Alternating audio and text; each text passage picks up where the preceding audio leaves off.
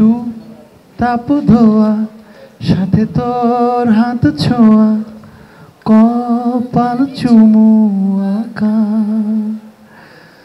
গন্তব্যের শরীরে সবাল্পনা ভালো, ভুল ত্রুটি নিয়ে বাঁচা, ফিরে আসা নিস্তব্ধতার ভিড়ে,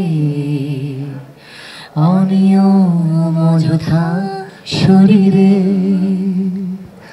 তুমি আমার হলে মন্দ হতো না, তুমি আমার হলে মন্দ হতো না।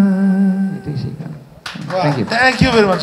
What a brilliant anime. আচ্ছা, আমি আরেকবার বলি, এটা কিন্তু অনেক বেশি অন্তুকে আপনারা এই গানটা শুনবেন। অন্তু চমৎকার একটা গান, এত চমৎকার একটা গান করছে। I am so happy.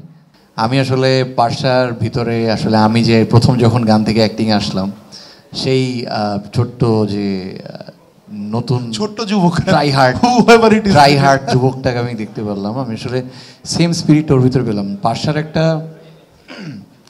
পার্সার সবচেয়ে বড় গুণাবলী হচ্ছে মেয়েটাকে যদি আপনি ঠিকঠাকভাবে বলেন, ও এত যত্ন করে কাজ করে। And I was very very happy that যে আসলে ও পার্ট অফ দিস প্রোডাকশন। আমি অনেস্টলি স্পিকিং আসলে এক্সপেক্ট করি না যে পার্সা এত ভালো অ্যাক্টিং করবে। And I am very very proud that আমি আসলে অলরেডি হাফ মিউজিশিয়ান হাফ অভিনেতা হয়ে গেছি।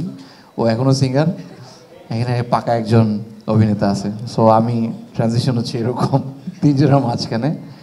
But I am very happy যে দুজনের সাথে কাজ হয়েছে। It's fantastic, it's a beautiful balance. এটা মানুষজন দেখলে বুঝতে পারবে। একটা কথা I have to say about Parsa, সেটা হচ্ছে আমি যখনই দেখছিলাম মাঝে মধ্যে আমার পাশে দুজনই আমার কো অ্যাক্টর হচ্ছে singer, I am the only person যে কিনা অ্যাক্টিংয়ে ট্রাই করছি। সো আমি ইনসিকিউর ফিল করছিলাম মাঝে মধ্যে। But if I say something about her, she is a sweet heart. And আমি ওকে চিনি হচ্ছে যখন আমার খুব ইম্পর্টেন্ট দুইটা কাজে ও আমার দুইটা গান গিয়েছিল।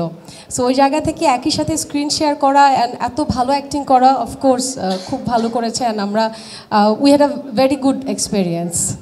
হ্যাঁ, সেটা হচ্ছে আমাকে দেখলেই সবাই বলে, ভাই আপনি টিউশনি পড়ান,